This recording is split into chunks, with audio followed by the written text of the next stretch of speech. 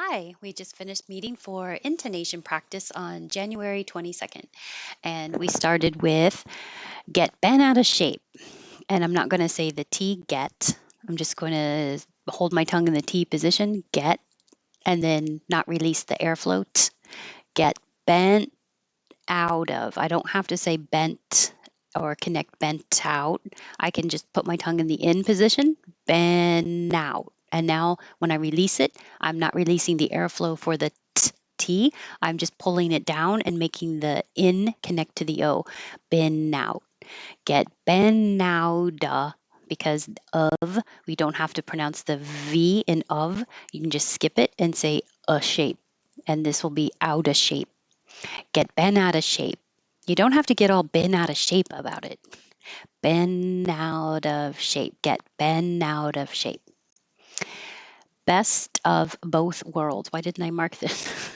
Best is important and both is important. And we kind of come down on world. So I have this connection. Best of both worlds. Best of both worlds. And remember, worlds by itself is a lot of movement. You're going from were to the ul. And as you move your tongue from to ul, keep making sound. And that's where the worlds, worlds, the best of both worlds. Best of both worlds. That's the last straw. That was the last straw. That, hold the T so you won't hear that. Just go to the T position. That was the same vowel, last straw. So you can skip that T and just say last straw. Connect those together. That was the last straw. That was the last straw. I'm trying to get the light back on. I'm trying, in this case, instead of the ing, which would be the back of the tongue going very high, ing, I'm changing it to een, which sounds the same, with the tongue in the front for the n. So it will be ready for the to, which is changing to duh, because the t changes to d, because it's between two voiced sounds. And you can always change to tuh, the vowel so now it's duh. Trying to, trying to, trying to get the. I'm not going to hear this T, get. I am going to push my tongue further forward than I would a regular T up here because it's getting ready for the TH. So get, I can put my tongue between my teeth and block the airflow, get and then it's already in the right position for I just release the tension. Get is very tense, blocking the airflow. Hold it there, maybe push a little further forward. Get the, get the, get the light. And I don't say that, hold it, light back on. The K will connect back on. I'm trying to get the light back on. I'm trying to get the light back on.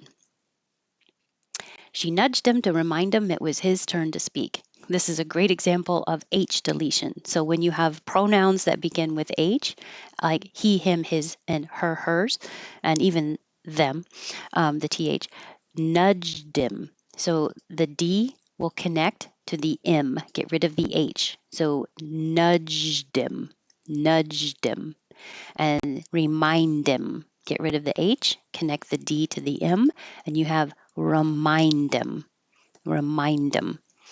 She nudged him, duh. Like same thing here. The T is between two voiced sounds, so it changes to a duh. And oo changes to so duh. Remind him, duh. Remind him, mit. This M will connect to the I. Remind him, mit. Hold the T, note sound. Remind him, mit was his turn to speak. Turn to speak. I'm not getting rid of this H because I'm emphasizing it. So if you have an important reason, in this case it's his turn, then you keep the H.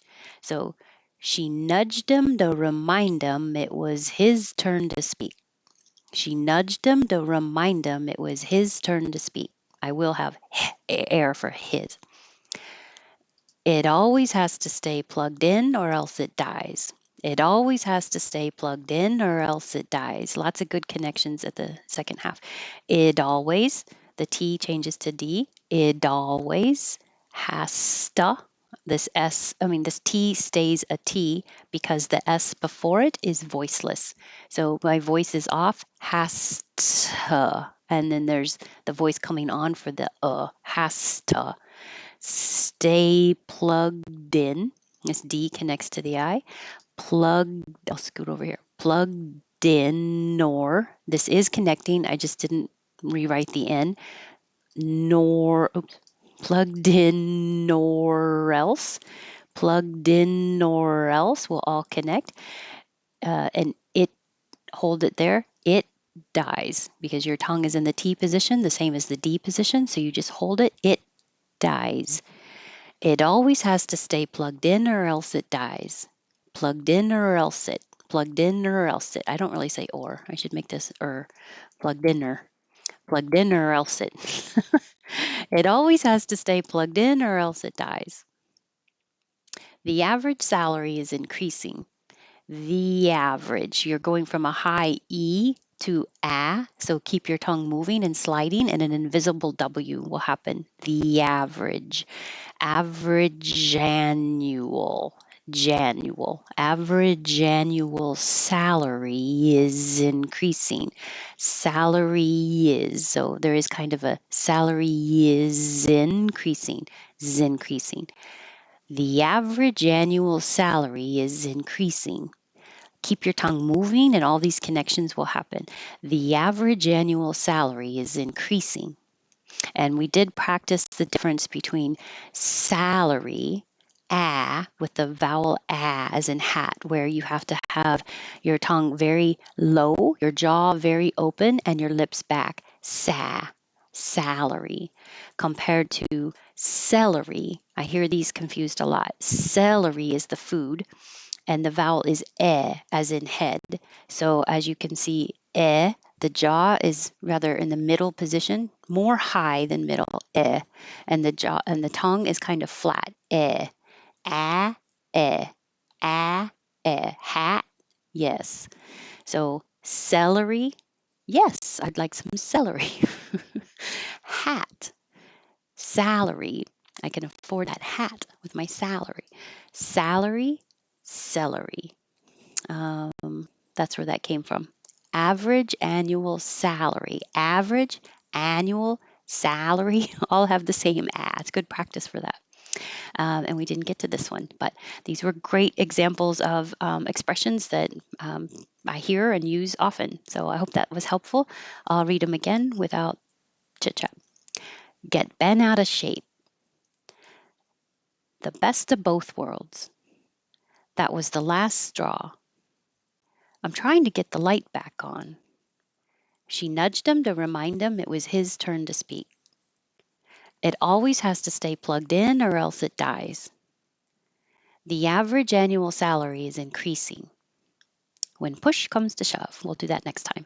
All right. Thank you, everyone. It was good to see everybody and have a good weekend. I'll see you next week.